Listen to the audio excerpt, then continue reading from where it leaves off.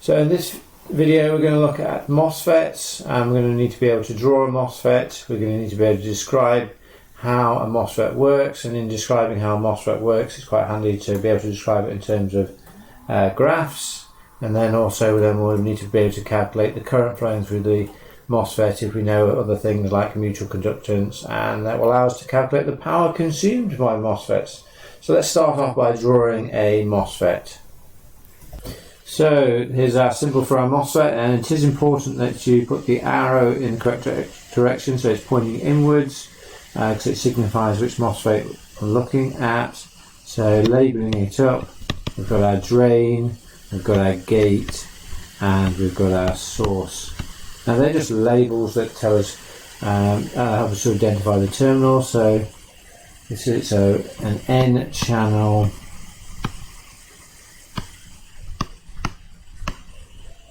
enhancement MOSFET, just to give it its full title. And one of the things, as we'll discover, which makes it different from our transistor, it is a voltage controlled device. Okay, so we need to be able to explain why it is a voltage control device, and that comes from this formula. Okay, so what we've got is we've got the current that flows down through the device, so the current in the drain is equal to what's called the transconductance mutual conductance here, GM, and that's just how well the device conducts, multiplied by the voltage that we put on the gate with respect to the source, minus the threshold voltage, the voltage that we need at the MOSFET to start turning the device on. So the purposes of the exam board, they simplified this down so that they've said that all of their MOSFETs that they're dealing with have a threshold voltage of 3 volts. So we can start explaining it in a similar way to what we did with our transistors, so that we apply a voltage here on the gate, and as the source here is connected to 0 volts, we can say it's the voltage on the gate with respect to the source. Okay, and then we can look at what happens here, which is the voltage drain source.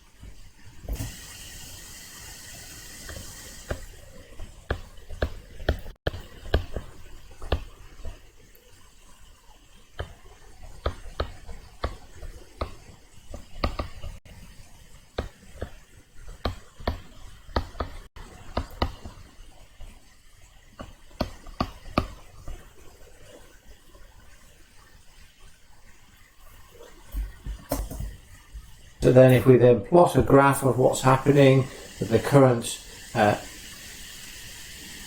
in the drain, as we increase the voltage on the gate, we get to our V threshold, and then current rapidly increases. So at this point here we're talking, that's approximately where our threshold voltage is, and our gradient here equals our mutual conductance, sometimes known as transconductance, and it's basically just a measure of how well our MOSFET conducts. So we've got a change in ID over a change in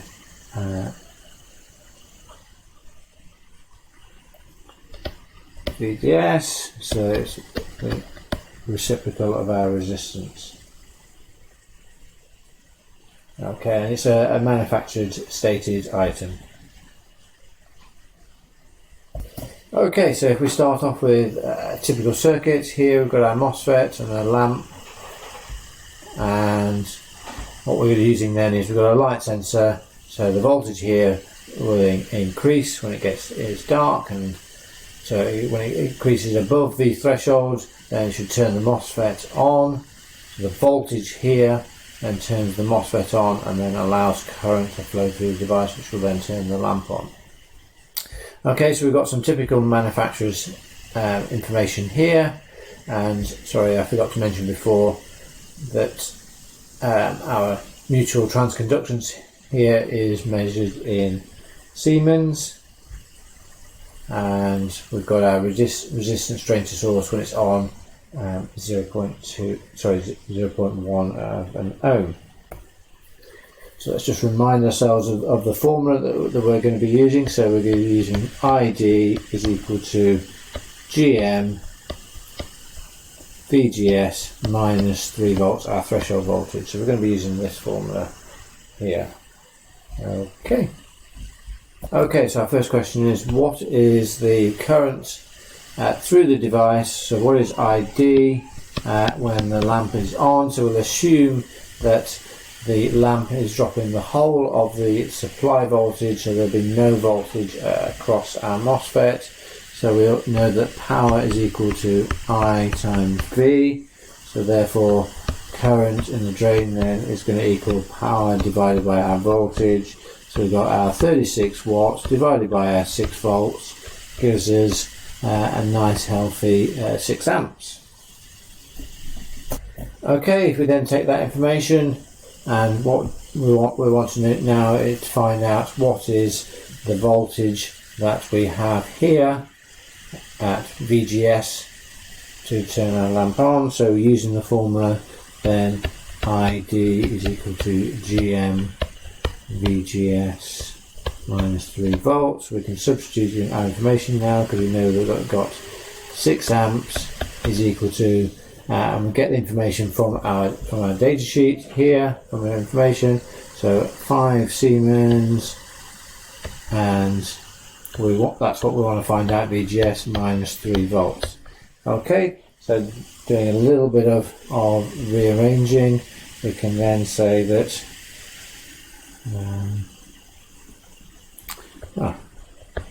4.2 volts equals VGS. So we need 4.2 volts from our light sensor when it's dark for the lamp to come on. So one last question then associated with this circuit. So we want to know what the power dissipated by the MOSFET is when the lamp is fully on. We made the assumption to start with that all of the voltage was across the voltage of the lamp, and it's quite a good assumption, but it's not true. So we just want to see how much power we've got on our MOSFET. So power is equal to I squared R, and in particular we can use the resistance of the MOSFET RDS on. So we know that we've got our ID and we've got RDS on there, so using that formula, so we've got 6 amps times by 0.1 of an ohm gives us a power of 3.6 watts. Oh, sorry, I forgot to put the squared sign in there. Okay, in this question here we've got a solenoid, same as we had with our transistor circuit, and that then is being activated via our MOSFET using a digital signal, which is either going to be 5 volts or 0 volts. And we want to know what is the minimum transconductance, mutual conductance of a MOSFET required to do this. So it's a bit like a sort of selection. If we've got a number of MOSFETs that we had to choose from, which one would we choose that met the correct parameters? So again, we're starting off with our formula, ID equals GM VGS minus our 3 volts threshold. So to use the formula, then we need to calculate what our drain current is, ID. So we know that we've got okay, so sorry about that, some sort of technical faults. So we've got 12 volts running through our solenoid, and it's got a resistance of 5 ohms, gives us a current of 2.4 amps. So now that we can then say that, well, we've got 2.4 amps is equal to our mutual conductance that we want to find out. VGS, well, when we turn it on, we're going to have 5 volts. 0 volts isn't going to do anything, so we're going to have 5 volts minus our 3 volts.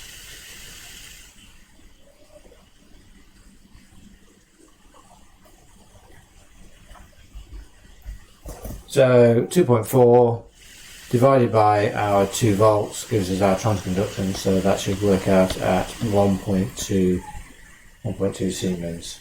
Okay, right on to our last example, and probably might even squeeze in a couple of an exam question as well.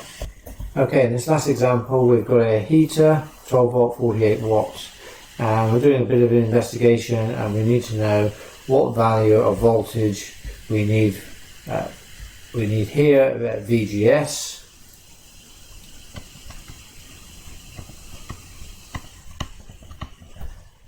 For the heater then to be on at full power, so then we can then probably create our sensor circuit. Okay, so starting off the same way as we've done before, therefore we need to know the current in the drain. ID is going to be current is power divided by voltage, so we've got our 48 watts divided by our 12 volts.